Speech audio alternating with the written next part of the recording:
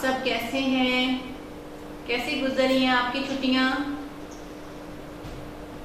پڑھائی ہو رہی ہے؟ ریپلائی کریں نا مجھے، پڑھ رہے ہیں آپ لوگ؟ گڈ. اور لیکچر بھی باقاعدگی سے لے رہے ہیں، ریگولر لیکچر لے رہے ہیں؟ گڈ. اور اب آپ کو پتہ ہے آپ کے کون کون سے لیکچر ہو رہے ہیں؟ ایس ایس ٹی کے ہو رہے ہیں اور اسلامیات کے ہو رہے ہیں. تو آپ وہ دونوں لیکچر ضرور لیں، اور جو پہلے والا کام ہے میتھس، انگلش، اردو، سائنس کا، وہ تو آپ نے کر لیا ہوگا کمپلیٹ، ایسا ہی ہے؟ Good good. اب آپ کو جو ہوم ورک ملتا ہے اس لیکچر میں وہ آپ نے باقاعدگی سے کرنا ہے، اور اپنی جو اٹینڈنس ہے وہ آپ نے زوم چیٹ باکس میں لگوانی ہے، اور کوئی پرابلم ہے تو وہ آپ نے بتانا ہے، میسج کر کے بتا سکتے ہیں آپ، اور آپ کوشچن بھی پوچھ سکتے ہیں جب لیکچر کا اینڈ ہوتا ہے، جو آپ کو سمجھ نہیں آتی وہ آپ پوچھ سکتے ہیں. اور واٹس ایپ نمبر بھی ہے گیریزن کا، اور اسکول کا جو برانچ 3 کا نمبر ہے اس پہ بھی آپ کال کر سکتے ہیں. پتہ ہے نا آپ کو سب کچھ؟ اوکے. آج آپ نے بکس اوپن کر لی ہیں اسلامیات کی؟ آپ نے کون سا لیسن پڑھا تھا؟ کون بتائے گا مجھے؟ لاسٹ ہم نے کون سا لیسن پڑھا تھا؟ نماز کا لیسن پڑھا تھا ہم نے. نماز اسلام کا اہم رکن، سبق نمبر 2. اور میں نے آپ کو اس کا ہوم ورک دیا تھا، آپ نے ہوم ورک کر لیا ہے؟ لکھنا تھا اور یاد کرنا تھا، وہ آپ کا کمپلیٹ ہو گیا ہے کام؟ اور آپ کی جو بلند خوانی ہے وہ آپ کو پتہ ہے کہ آپ کا تیسرا کلمہ ہے، اور دوسرے کلمے کی ریویژن بھی ہے، اور تیسرا کلمہ بھی آپ نے یاد کرنا ہے. یہ آپ ساتھ ساتھ یاد کرتے رہیں، ڈیلی آپ تیسرا کلمہ پڑھیں، دوسرا کلمے سارے آپ پہلا، دوسرا، تیسرا آپ روز پڑھا کریں تو آپ کو یاد ہو جائے گا. اور آج ہمارا ہے سبق نمبر 3، صفحہ نمبر 13، پیج نمبر 13. یہ والا پیج اوپن کر لیں آپ. باب صوم سیرت طیبہ صلی اللہ علیہ وآلہ وسلم، اور ٹاپک کا نام ہے، ہمارا عنوان ہے عام الفیل.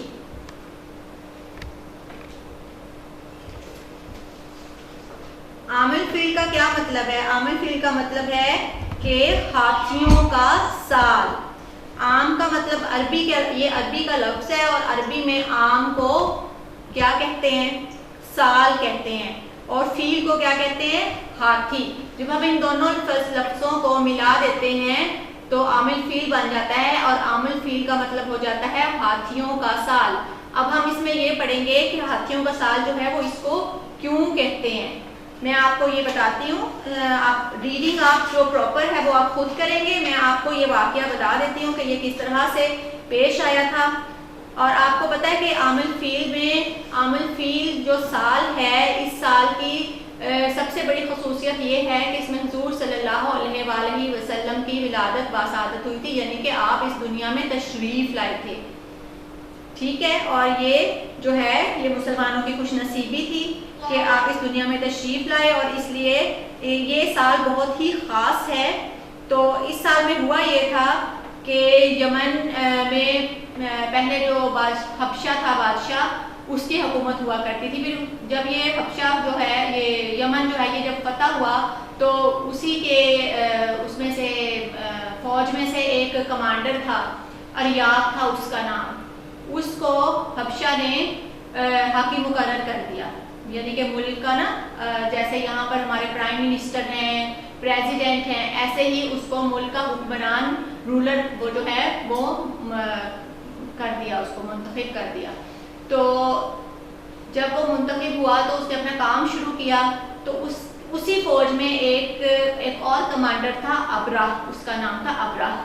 وہ جو ابراہ تھا وہ اس سے بہت زیادہ جیلس ہوتا تھا. وہ کہتا تھا کہ یہ کیوں بنا ہے، میں کیوں نہیں بنا. تو اس نے اس کو ختم کر دیا، یعنی کہ اس کو ہلاک کر دیا، کروا دیا یا کر دیا اس کو.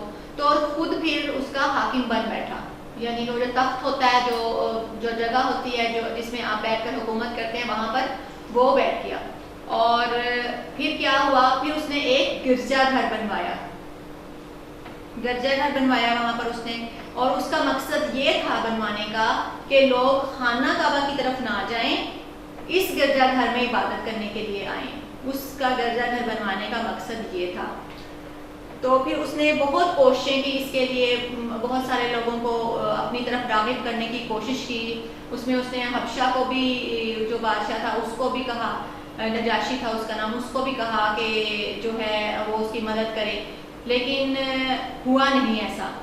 پھر اس نے جو حضرت عبد المطلب، وہ پھر ایک فوج پہلے اس نے بنائی نا، ہاتھیوں کی فوج، بہت سارے اپنے ہتھیار کو لیس کروا کے اپنے فوجیوں کو ساتھ لے جا کے ہاتھیوں پر بیٹھ کر وہ لوگ نا مکہ کی طرف روانہ ہوئے۔ راستے میں بہت سے لوگوں نے جو ہے وہ ان کو مزاحمت کی، ان کے آگے آئے، ان سے جنگ کی تاکہ وہ مکہ کی طرف نہ جائیں، خانہ کعبہ کو اللہ معاف کرے کہ خانہ کعبہ کو ختم نہ کریں، نہ گرائیں۔ تو انہوں نے کوشش کی لیکن وہ کامیاب نہیں ہوئے۔ ابراہ جو تھا وہ بہت زیادہ طاقتور تھا۔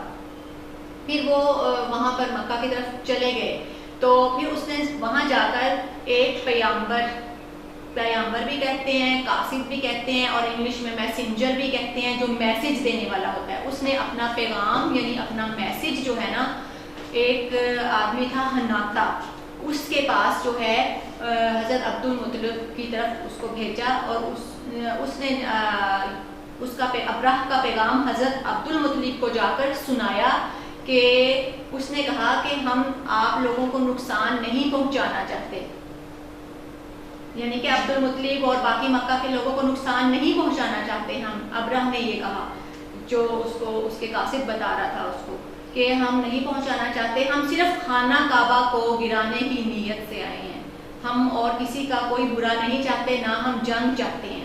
تو حضرت عبد المطلب نے کہا کہ ہم بھی جنگ نہیں چاہتے، بس جو حضرت عبد المطلب کی 200 اونٹ انہوں نے نا قبضے میں کر لیے تھے اپنے ابراہ کی فوج نے، وہ مجھے واپس کر دیے جائیں۔ تو حناطہ کو کہا ابراہ نے کہ آپ نے عبد المطلب کو ساتھ بات بھی کرنی ہے اور ساتھ بھی واپس میرے پاس لے کر آنا ہے، ابراہ کے پاس لے کر جانا ہے۔ تو پھر جب انہوں نے بات کر لی تو حضرت عبد المطلب کو حناطہ اپنے ساتھ لے گئے ابراہ کے پاس۔ جب وہ ابراہ کے دربار میں پہنچے تو ابراہ نے اٹھ کر ان کا استقبال بھی کیا، ان کو ویلکم بھی کیا، اور ان کو اپنے ساتھ برابر تخت پر بٹھایا، کیونکہ ان کا جو روب و دبدبہ تھا حضرت عبد المطلب کا وہ بہت زیادہ تھا۔ تو انہوں نے حضرت عبد المطلب سے کہا کہ آپ کیا چاہتے ہیں؟ حضرت عبد المطلب نے کہا کہ مجھے میری 200 اونٹ جو آپ نے قبضے میں کیے ہیں نا وہ واپس کر دیں۔ تو ابراہ نے کہا آپ ماشاءاللہ، آپ جو ہیں ماشاءاللہ تو نہیں کہا انہوں نے، آپ اتنی عظیم الشان شخصیت ہیں، مجھے آپ کو دیکھ کر فخر ہوا کہ آپ اتنے عظیم الشان شخصیت ہیں، اور آپ کوئی اور بات کریں گے، یعنی کہ خانہ کعبہ کی کوئی بات کریں گے، خانہ کعبہ کو ہم گرانے آئے ہیں، آپ اس کے بارے میں کوئی بات کریں گے، کیونکہ وہ آپ کے دین کا مرکز ہے، آپ وہاں پر عبادت کرتے ہیں، لیکن آپ نے تو صرف اونٹ کی بات کی ہے۔ تو حضرت عبد المطلب نے جواب دیا کہ میں ان 200 اونٹ کا مالک ہوں، اس لیے میں اپنے اونٹ آپ سے واپس مانگ رہا ہوں۔ تو جو خانہ کعبہ ہے اس کا بھی ایک مالک ہے، اور اس خانہ کعبہ کی حفاظت وہ مالک ضرور کرے گا۔ تو اس پر ابراہ کو بہت غصہ آیا، اور اس نے تکبر سے کہا، غرور سے کہا کہ کوئی نہیں ہے جو مجھے روک سکے۔ تو حضرت عبد المطلب نے جواب دیا ٹھیک ہے، پھر جو تمہارا دل چاہتا ہے وہ تم کرو۔ تو وہ پھر واپس آ گئے۔ اس کے بعد حضرت عبد المطلب نے مکہ کے لوگوں کو پہاڑ کی گھاٹیوں میں، پہاڑوں میں جانے کا حکم دے دیا کہ شہر کو چھوڑ دیں اور پہاڑ پر جا کر پناہ لے لیں، اور وہ خود بھی چلے گئے۔ تو وہاں پر حضرت عبداللہ جو تھے، ان کے بیٹے جو حضرت حضور صلی اللہ علیہ وآلہ وسلم کے والد تھے، ان کو کہا کہ آپ نا جا کر پہاڑ پر چوٹی پہ چڑھ کے ذرا چیک کر کے آئیں کہ کیا وہ فوج آ رہی ہے۔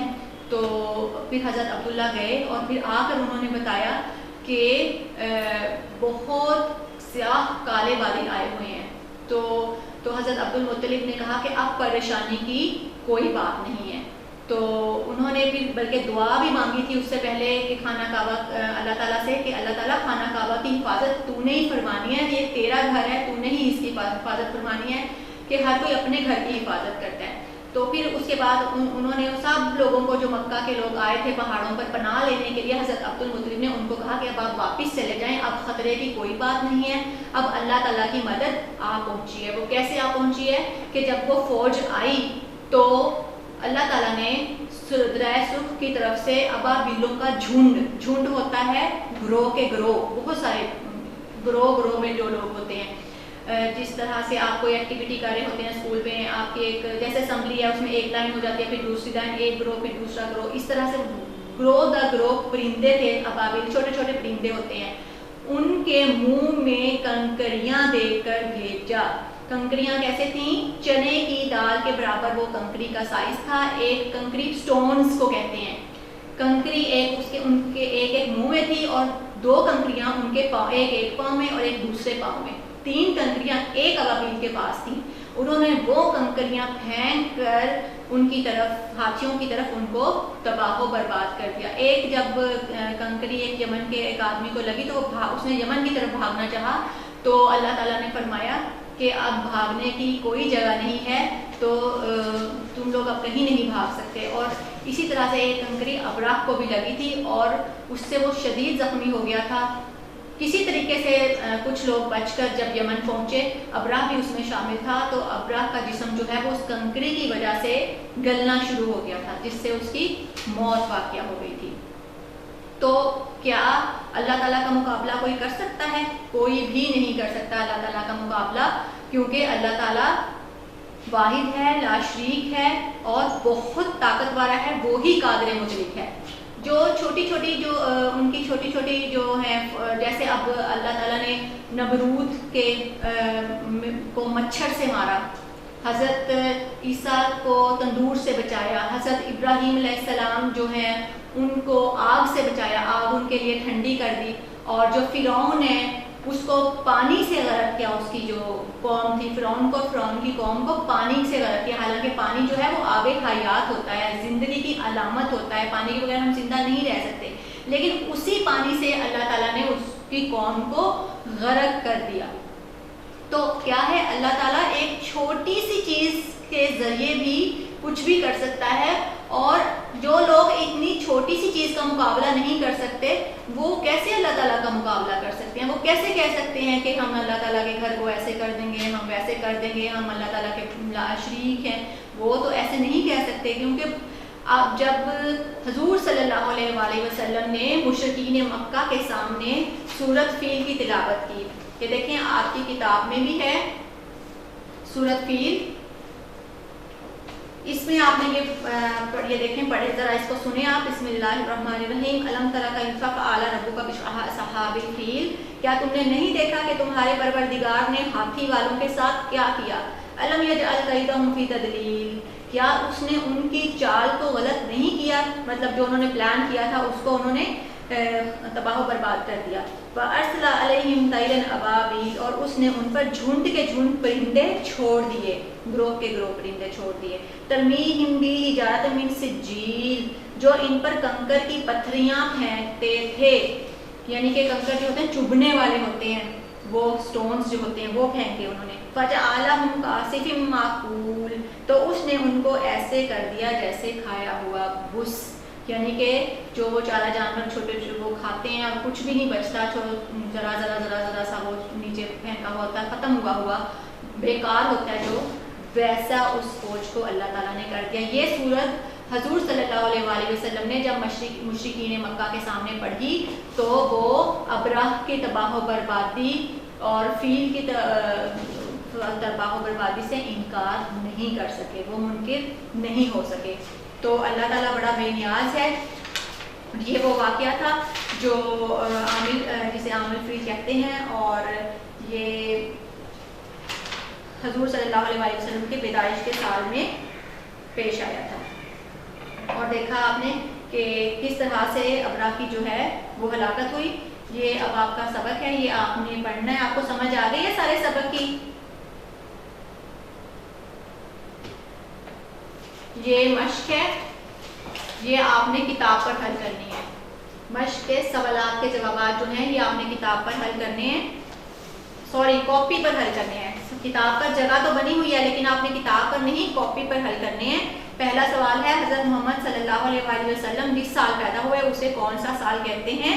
تو اسے کون سا سال کہتے ہیں؟ اسے عام الفیل کہتے ہیں۔ ابرہہ نے مکہ کی طرف سفر کیوں کیا؟ خانہ کعبہ کو گرانے کے لیے۔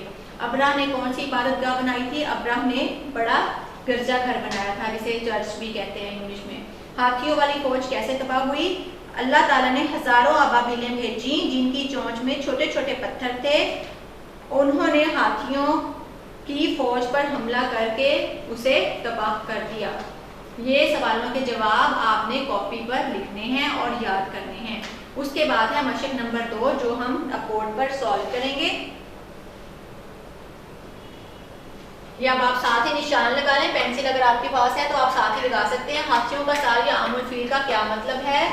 ان میں سے 3 آپشنز دی گئی ہیں، ہاتھیوں کا سال، ہاتھیوں کی نمائش کا سال، ہاتھیوں والی فوج کا خانہ کعبہ کی طرف تباہی کے لیے بڑھنے والا سال۔ تو اب اس میں سے کون سا ہے؟ ہاتھیوں عام الفیل، میں نے پہلے آپ کو شروع میں بتا دیا تھا کہ ہاتھیوں کا سال، تو جو ہاتھیوں کے سال کے سامنے باکس ہے اس پہ آپ نے ٹک لگا دینا ہے اور باقی 2 باکسز کو ایمٹی چھوڑ دینا ہے۔ نیکسٹ ہے ہاتھیوں والی فوج کس کی تھی؟ بغداد کے بادشاہ کی تھی، روم کے بادشاہ کی تھی یا یمن کے گورنر کی تھی؟ کس کی تھی؟ یمن کے گورنر ابرہہ کی تھی۔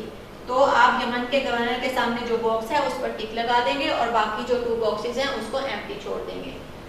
اس طرح سے آپ یہ سالو کر سکتے ہیں۔ آپ نے ابھی سالو کر لیا تو بہت اچھی بات ہے، یہ آپ نے صرف کتاب پر ہی سالو کرنا ہے، یہ آپ نے کاپی پر نہیں کرنا، اور یہ آپ کا ہوم ورک ہے اس ویک کا۔ سبق نمبر 3 عام الفیل کی بلند خوانی اور مشق جو ہے وہ کتاب پر حل کرنی ہے۔ مشق نمبر 2 جو ابھی میں نے آپ کو بورڈ پر کروائی ہے، اس کے علاوہ جو مشق نمبر 1 کے سوال جواب ہیں وہ آپ نے کاپی پر حل کرنے ہیں اور ان کو یاد کرنا ہے جب تک ہمارا اگلا جو ہے لیسن نہیں ہوتا تب تک کے لیے آپ کا یہ ہوم ورک ہے۔ اور اس میں آپ کو پتا ہے 3-4 ڈیز 5 ڈیز بھی ہو سکتے ہیں، تو آپ یہ آرام سے اپنا کام جو ہے وہ کر سکتے ہیں۔ مجھے پتا ہے کہ آپ کو SST کا کام بھی کرنا ہوتا ہے، لیکن یہ بھی 2 ویکس، اگر 1 ویک ہے تو اس میں 2 ورک جو ہیں 2 ورک آپ آسانی سے کر سکتے ہیں اور اس کو یاد بھی ساتھ ساتھ کیا کریں تاکہ آپ کے لیے آسانی ہو۔ آپ کو پتا ہے کہ اس کے بعد ہمارا صرف 1 لیسن اور ہے جو فرسٹ ٹرم میں ہے، اگلا لیسن ہے حضرت محمد صلی اللہ علیہ وآلہ وسلم کی پرورش اور تربیت۔ اس کی تھوڑی سی آپ ریڈنگ پہلے کر لیا کریں تاکہ جب آپ لیسن سنا کریں تو آپ کو جلدی سمجھ آ جایا کرے۔ اور ویسے بھی جب ہمارے پاس بکس ہوتی ہیں ہمیں شوق ہوتا ہے نا ہم اگلے لیسن کی جلدی سے ریڈنگ کر لیں، پھر اس سے اگلے کی کر لیں، ہمیں پتہ ہو کہ اس بک میں کیا ہے، تو آپ تھوڑے سے نا اگلے لیسن کی ریڈنگ کر لیا کریں، پھر ذرا آسانی سے آپ کو سمجھ میں آ جاتی ہے۔ تو پھر اگلا جو ہمارا لیکچر ہوگا وہ ہمارا لاسٹ لیسن کا لیکچر ہوگا۔ تو اب آپ کیا کریں گے یہ بتائیں ذرا مجھے، لیکچر لینے کے بعد آپ کیا کریں گے؟ موبائل پہ گیم پلے کریں گے کیونکہ آپ کے پاس موبائل ہے؟ نو؟ Very good, okay. اگر آپ نے موبائل پہ گیم بھی پلے کرنی ہو نا تو آپ بس تھوڑے سے ٹائم کے لیے کیا کریں اور ماما سے اسی ٹائم پہ موبائل لیا کریں جس ٹائم پہ آپ نے ان سے کہا ہے، زیادہ ٹائم کے لیے ماما کو تنگ نہیں کرنا۔ اللہ حافظ، اپنا بہت سا خیال رکھیے، اللہ حافظ۔